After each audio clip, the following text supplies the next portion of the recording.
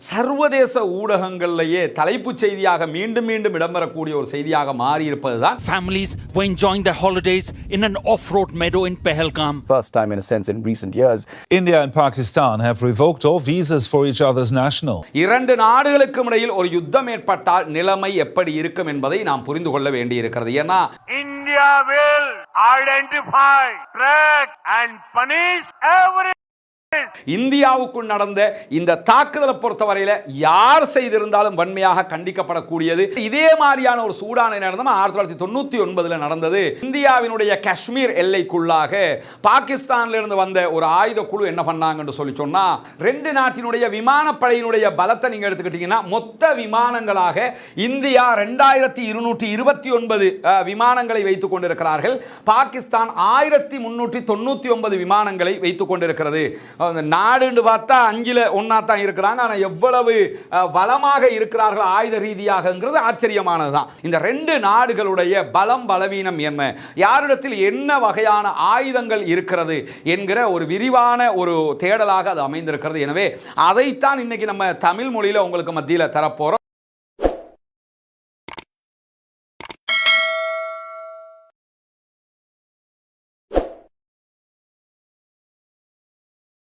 அன்பிற்கினிய சகோதர சகோதரிகளே, நம் அனைவர் மீதும் ஏக இறைவனுடைய அமைதியும் கருணையும் உண்டாகட்டுமாக என்கிற பிரார்த்தனைகளோடு இந்த வீடியோவில் ஒரு முக்கியமான விவகாரத்தை பற்றி நம்ம பார்க்க இருக்கிறோம். அது என்னன்னு நமக்கு எல்லாருக்கும் தெரியும். பொதுவாகவே இந்த ஒரு வாரமாக சர்வதேச ஊடகங்களிலேயே தலைப்புச் செய்தியாக மீண்டும் மீண்டும் இடம்பெறக்கூடிய ஒரு செய்தியாக மாறி இருப்பது தான் இந்தியா பாகிஸ்தான் பிரச்சனையாக இருக்கிறது. இந்தியாவும் பாகிஸ்தானும் ஒரு யுத்தத்துக்குள் நுழையுமா இல்லையா என்பதுதான் மல்டி மில்லியன் கேள்வியாக மாறி இருக்கிறது. ஏன்னா கடந்த ஏப்ரல் 22ஆம் தேதி காஷ்மீரில் நடைபெற்ற தாக்குதலை தொடர்ந்து பாகிஸ்தானில் இருந்து ஊடுருவியவர்கள் தான் தாக்குதல் நடத்தினார்கள் என்று குற்றம் சாட்டி பாகிஸ்தான் மீது பல தடைகளை இந்தியா விதித்திருக்கிறது. இந்தியா மீது அதற்கு நிகரான பல தடைகளை பாகிஸ்தானும் விதித்திருக்கிறது. நம்முடைய தனியான ஒரு வீடியோவாக அது தொடர்பாக விரிவாக பேசியிருக்கிறோம். இந்த நிலையில் தற்போது என்ன நடந்து கொண்டிருக்கிறது என்பது ஒருபுறம் இருக்க, இரண்டு நாடுகளுக்கும் இடையில் ஒரு யுத்தம் ஏற்பட்டால் நிலைமை எப்படி இருக்கும் என்பதை நாம் புரிந்து கொள்ள வேண்டியிருக்கிறது. ஏன்னா நிறைய ஊடகங்கள் ரெண்டு நாட்டினுடைய ஆயுத பலம் என்ன என்பதை பற்றி பேசுகிறார்கள். அதையெல்லாம் பார்க்கும்போது ஆச்சரியமாக இருக்கு. என்னன்னா, பாகிஸ்தானிய ஊடகங்களை எடுத்தா நாங்கள் தான் ரொம்ப பலமாக இருக்கோம்னு அவங்க சொல்லிக்கிட்டு இருக்கிறாங்க. இந்திய ஊடகங்கள் எடுத்துக்கிட்டா அவங்க தான் பலமாக இருக்கிறோம்னு சொல்லிக்கிட்டு இருக்கிறாங்க. ரெண்டு பேருமே தங்களை தாங்களே சொல்லிக் கொண்டிருக்கக்கூடிய நேரத்தில் அல் ஜசீராவினுடைய அரபு பக்கம் ஒரு விரிவான ஆர்டிக்கல் வெளியிட்டிருக்கிறாங்க. இந்த ரெண்டு நாடுகளுடைய பலம் பலவீனம் என்ன, யாரிடத்தில் என்ன வகையான ஆயுதங்கள் இருக்கிறது என்கிற ஒரு விரிவான ஒரு தேடலாக அது அமைந்திருக்கிறது. எனவே அதைத்தான் இன்னைக்கு நம்ம தமிழ் மொழியில உங்களுக்கு மத்தியில் தரப்போறோம். வேறு எந்த ஒரு சோர்ஸ்லையும் இருந்து நம்ம தகவல் எடுக்க முழுமையாக அல் ஜசீராவினுடைய அந்த ஆர்டிகளுடைய தகவல்கள் தான் இங்க நம்ம கொண்டு வர இருக்கிறோம். குறிப்பாக 1947 இருந்து இந்தியாவுக்கும் பாகிஸ்தானுக்கும் இடையிலான இந்த பிரச்சனை தொடர்ந்து இருந்து வரக்கூடிய நேரத்தில் இரண்டு நாடுகளும் எப்பயாவது சண்டை போட்டுக்குருவாங்க என்கிற ஒரு நிலை இருந்து வந்தது. பிற்பாடு அந்த இரண்டு நாடுகளும் ஒரு யுத்த நிறுத்தத்தை 1971 செஞ்சுக்கிட்டாங்க. அதுக்கு பிறகு அப்பப்ப சின்ன சின்ன முருகல்கள் வந்தாலும் எந்த விதமான நேரடி யுத்தங்களும் இந்த இரு நாடுகளுக்கும் இடையில ஏற்படலைங்கிறது நமக்கு தெரியும். ஆனால் காஷ்மீருங்கிறது எப்பொழுதும் குளிரான ஒரு நகரம், ஒரு அரசியல் ரீதியாக சூடாகவே இருந்து கொண்டிருந்த நிலையில தான் 2-3 தாக்குதல்கள் இடையில இந்தியாவை நோக்கி நடத்தப்பட்டிருந்தது. குறிப்பாக புல்வாமா தாக்குதல் இந்திய ராணுவத்தை இலக்கு வைத்து நடத்தப்பட்ட தாக்குதல். அதிலையும் நிறைய எதிர்கேள்விகள் எல்லாம் இன்றைக்கும் எழுப்பப்பட்டு கொண்டிருக்கிறது. குறிப்பாக அர்னாப் கோஸ்வாமி தொடர்பாக எழுப்பப்படக்கூடிய கேள்விகள் எல்லாம் மல்டி மில்லியன் கேள்விகளாக இருக்கிறது.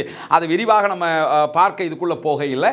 இரண்டாவதாக நம்ம பார்த்தோம்னா, ஏற்கனவே மும்பை குண்டு தாக்குதல் நடத்தப்பட்டது. அதுவும் இந்தியாவுக்கு பெரிய இழப்பாக மாறிய ஒரு தாக்குதலாக இருந்த நிலையில தான் தற்போது நடத்தப்பட்டிருக்கக்கூடிய பஹல்காமா தாக்குதலை பொறுத்தவரையில் இதிலும் 26 அப்பாவி சகோதரர்கள் கொல்லப்பட்டிருக்கிறார்கள்.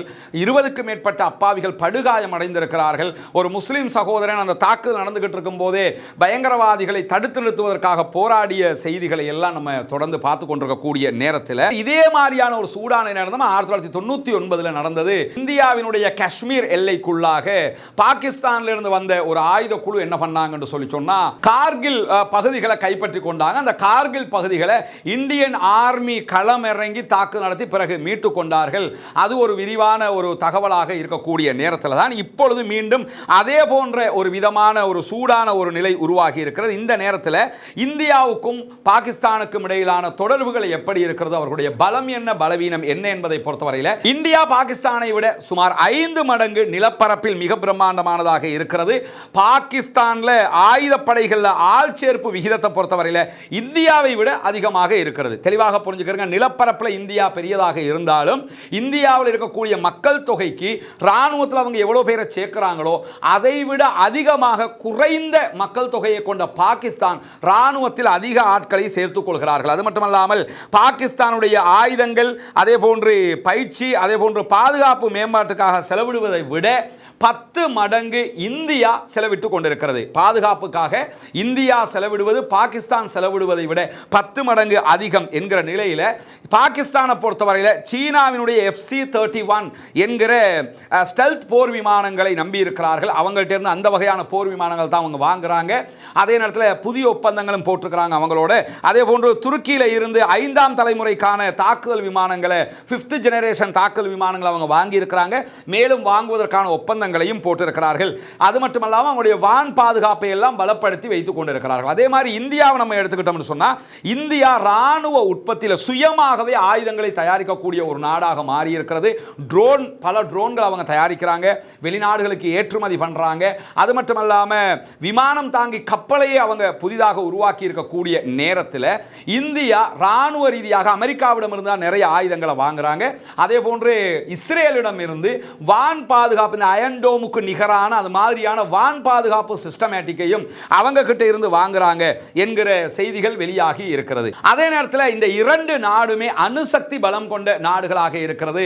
குறிப்பாக சொல்ல போனால் 2 நாடுகள்கிட்டையுமே சுமார் 200 தொடக்கம் 250 அளவுக்குண்டான அணு ஆயுதங்கள் இருக்கலாம் என்று நம்பப்படுகிறது. ஒவ்வொரு நாட்டிலையும் 250 அளவுக்கு அணு ஆயுதங்கள் இருக்கும் என்று நம்பப்படுகிற நேரத்தில் அணு ஆயுதங்களை சுமந்து செல்லக்கூடிய பாலிஸ்டிக் ஏவுகணைகள் நிறையவே இந்தியாவும் வச்சிருக்கிறாங்க, பாகிஸ்தானும் வச்சிருக்கிறாங்க. குறிப்பாக 5000 கிலோமீட்டர் தாண்டி சென்று தாக்கக்கூடிய கண்டம் விட்டு கண்டம் பாயும் அக்னி என்கிற ஏவுகணை இந்தியாவிடத்தில் இருக்கிறது. மிக பிரம்மாண்டமான ஏவுகணை, கண்டம் விட்டு கண்டம் தாவுகிற ஒரு ஏவுகணை. அது இந்தியாவினுடைய ஓன் தயாரிப்பாக, சொந்த தயாரிப்பாக இருக்கக்கூடிய நேரத்தில் இதற்கு நேர்மாறாக பாகிஸ்தானுடைய ஷஹீன் இருக்கிறது. ஷஹீனை பொறுத்தவரையில் 2500 தொடக்கம் 3000 கிலோமீட்டர் வரைக்கும் சென்று தாக்கக்கூடியது. இந்தியாவும் பாகிஸ்தானும் பக்கத்து நாடுகள். இந்த பாகிஸ்தான் கண்டம் விட்டு கண்டம் பாய்கிற ஏவுகணையை தயாரிக்கலன்னா கூட, பாலிஸ்டிக் ஏவுகணையை தயாரிக்கலன்னா கூட ஷஹீன் என்பது இந்தியாவை தாக்குவதற்கு மிக மிக பலம் பொருந்திய ஒரு ஏவுகணை என்று நம்பப்படுகிறது. அவ்வளவு பலம் மிக்க ஒரு ஏவுகணை அவர்களிடத்திலும் இருக்கக்கூடிய நேரத்தில் தான் பாகிஸ்தான் ஆண்டுக்கு சுமார் 30 அணுகுண்டுகளை தயாரிக்கிறது. வேகமாக பல அணுகுண்டு தயாரிப்புகளை அவர்கள் மேற்கொள்ளுகிறார்கள் என்கிற சந்தேகங்களும் வலுப்படுத்தி வரக்கூடிய நேரத்தில் தான் 165 கடல்களில் இருந்து அணு ஆயுத தாக்குதல் நடத்தக்கூடிய சிஸ்டங்களை பாகிஸ்தான் வைத்துக் கொண்டிருக்கிறது என்கிற செய்திகளும் வெளியாகி இருப்பது மட்டுமல்லாமல் 300 கிலோமீட்டர் தூரம் சென்று தாக்கக்கூடிய அணு ஆயுதங்களை சுமந்து செல்லக்கூடிய ஹாஃப்ட் ஏவுகணைகள் பாகிஸ்தானிடத்தில் இருக்கிறது.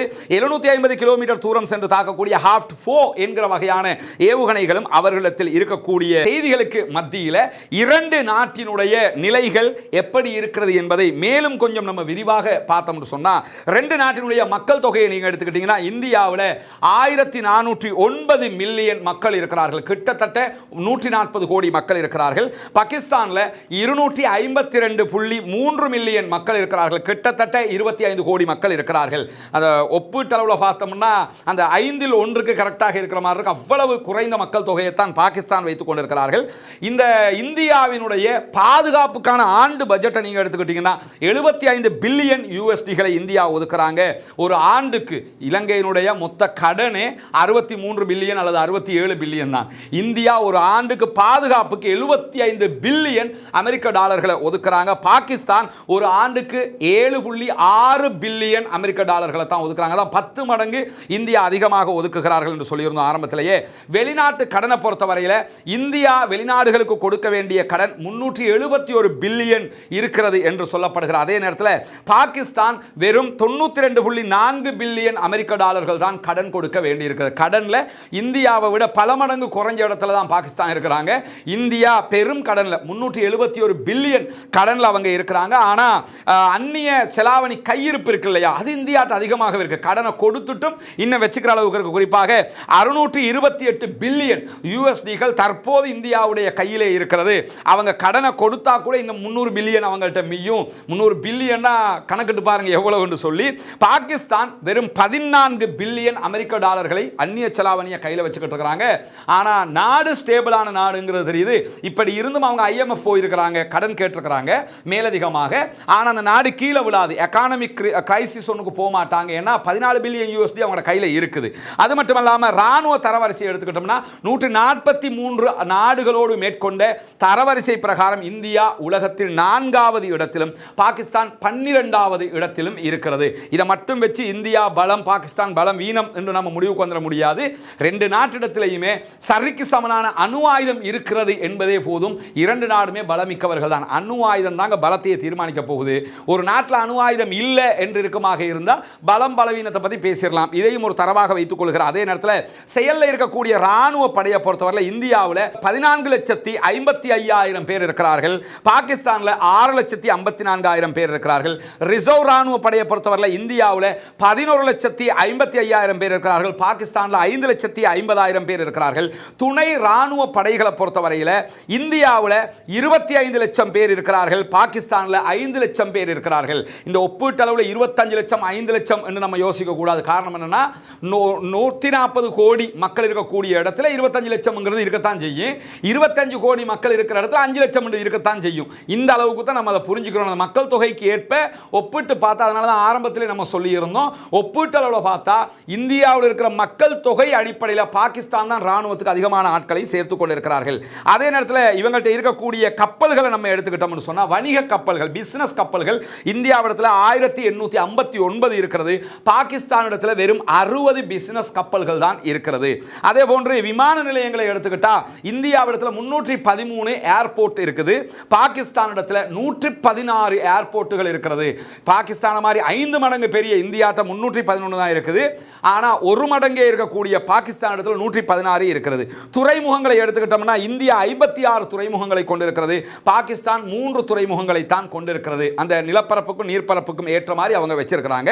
அதே மாதிரி நம்ம எடுத்துக்கிட்டோம்னா உங்களுக்கு எல்லாம் தெரியும், புனிதமிக்க ரமலானுடைய காலத்தில் இருந்து நம்ம இலங்கையினுடைய கிழக்கு பகுதிகளில் பொத்துவில் பகுதிகளில் ஒரு 14 இஸ்லாத்தை ஏற்றுக்கொண்ட சகோதர சகோதரிகளுக்காக அவர்களுடைய குடும்பங்களுக்காக வீடு அமைக்கிற ஒரு திட்டத்தை பற்றி விளம்பரம் செய்து வந்தோம். அந்த பணிக்காக உங்களுடைய தான தர்மங்கள் ஜகாத் நிதிகளை நம்ம தொடர்ந்து கேட்டு வந்திருக்கிறோம், இப்பொழுதும் கேட்டுக்கொண்டிருக்கிறோம். ஏன்னா முதல் கட்டமாக ஒரு 5 வீடுகளை அமைக்கிற பணி நடைபெற்று வருகிறது. மீதி உள்ள வீடுகளை நம்ம அமைக்க வேண்டி இருக்கிறது. மற்ற பணிகளையும் செய்ய வேண்டியிருக்கிற காரணத்தினால உங்களிடத்தில் இறைவனுக்கான உதவியாக இந்த உதவியை தொடர்ந்து நம்ம கேட்டு வர்றோம். அங்கே இந்த வீடுகள் கட்டப்படுகிற காட்சிகளை நீங்கள் பார்க்க முடியும்.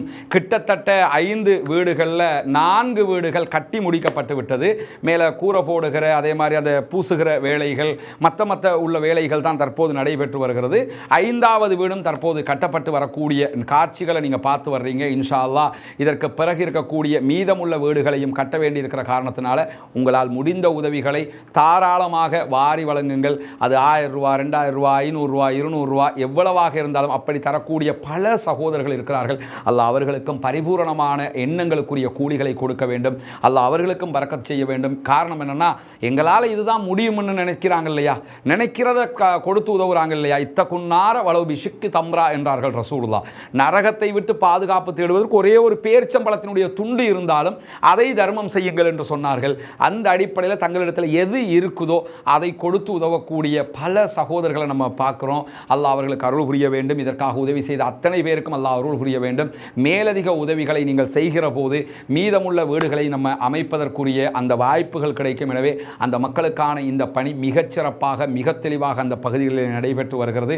எனவே அந்த பணியை முடிப்பதற்காக உங்களுடைய உதவிகளை முன்னால் தெரிகிற நம்முடைய வங்கி கணக்கிலக்கத்திற்கு நீங்கள் வாரி வழங்க முடியும். வெளிநாடுகளிலிருந்து இந்த வங்கி கணக்கிலக்கத்திற்கு பணம் போட முடியாது என்று சொல்லக்கூடியவர்கள் முன்னால் தெரிகிற வாட்ஸ்அப் மற்றும் தொலைபேசி இலக்கத்திற்கு நீங்கள் தொடர்பு கொள்ளுங்கள். அது பற்றிய விவரங்களையும் உங்களுக்கு வழங்குவதற்கு நாம் தயாராக இருக்கிறோம். நம்முடைய எண்ணங்களை இறைவன் பரிபூரணமாக ஏற்றுக்கொள்வானாக.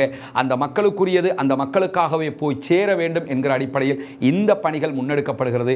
வல்ல ரஹ்மான் நம்முடைய அனைத்து முயற்சிகளையும் கைகூட வைக்க வேண்டும் என்கிற பிரார்த்தனையோடு முடித்துக் கொள்கிறேன். இங்க நீங்க பார்க்கலாம் அவர்களுடைய தரைப்படை எவ்வளவு வலிமையானது ரெண்டு நாட்டுடைய நாம ஒரு எழுத்து வடிவத்திலே பார்த்திடலாம். இங்க பாத்தீங்கன்னு சொன்னா டேங்குகள், யுத்தத்துக்கு போகிற இந்த டேங்குகள் இருக்கா இல்லையா, இந்த டேங்குகள் இந்தியாவிடத்தில் 4201 இருக்கிறது. பாகிஸ்தானிடத்தில் 2627 டேங்குகள் இருக்கிறது. பாதிக்கு பாதி பாகிஸ்தானும் வச்சுக்கிட்டு இருக்கிறாங்க.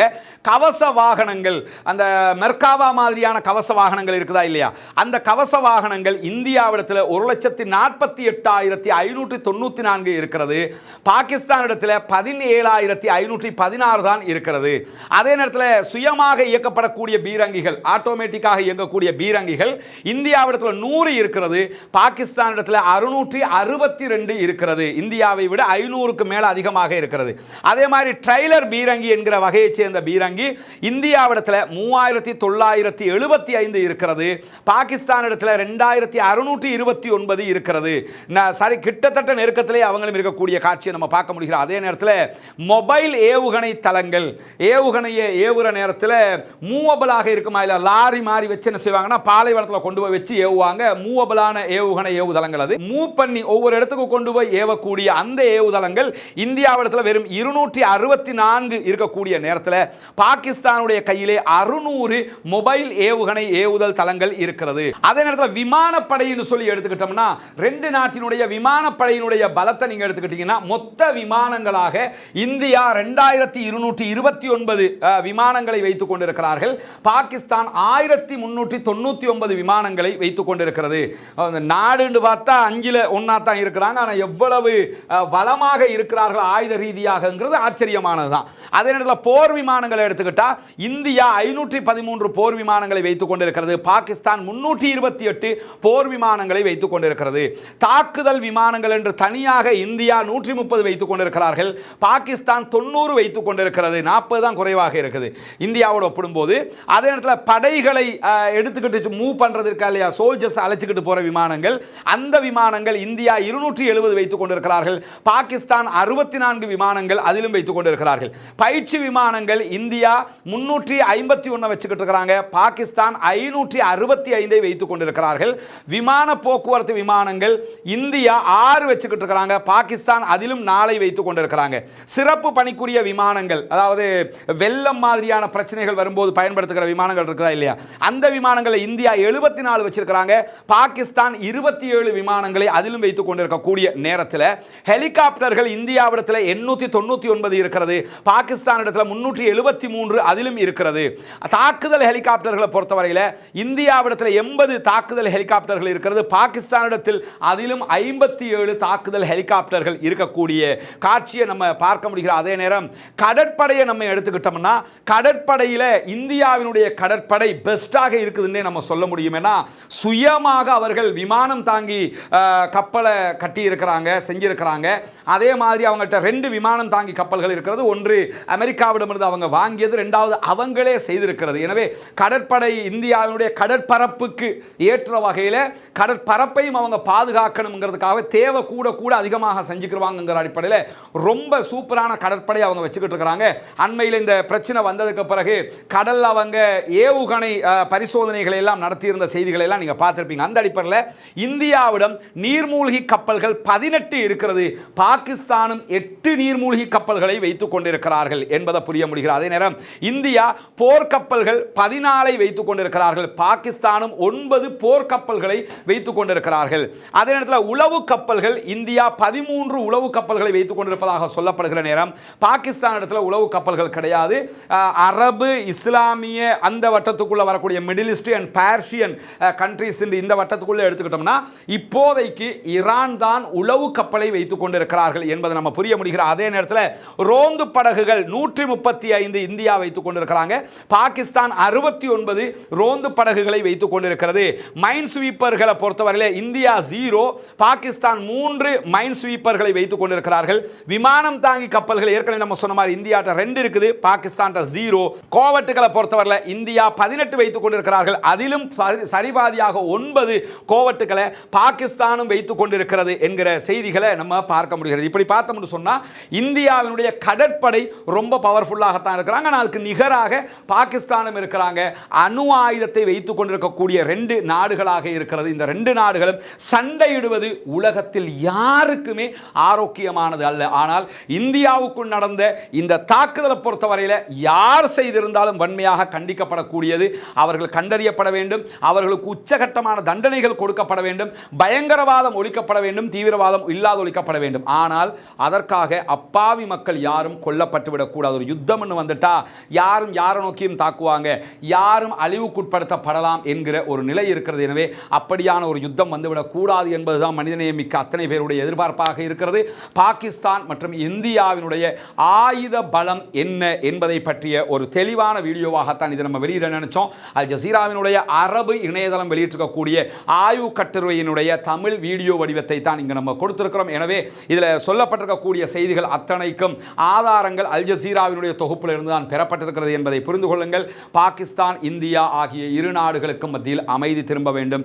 மீண்டும் பழைய நிலை திரும்பி 2 நாடுகளும் நண்பர்களாக அடுத்தடுத்த பணிகளை மேற்கொள்ள வேண்டும். தீவிரவாதம் ஒழிய வேண்டும். பயங்கரவாதம் இல்லாதொழிக்கப்பட வேண்டும். திருமறை குர்ஆனுடைய அழகான ஒரு வசனம் தான், ஒரு மனிதனை கொன்றவன் முழு மனித சமூகத்தையும் கொன்றவனாவான், ஒரு மனிதனை வாழ வைத்தவன் முழு மனித சமூகத்தையும் வாழ வைத்தவனாவான் என்கிறது திருமறை குர்ஆன். எனவே மனித சமூகத்தை வாழ வைப்போம், பயங்கரவாதத்தை தோற்கடிப்போம், தீவிரவாதத்தை இல்லாதொழிப்போம், அமைதி திரும்ப பிரார்த்தனை செய்வோம். வாஹ்ரதா அல்ஹம்துலில்லாஹி ரப்பில் ஆலமீன்.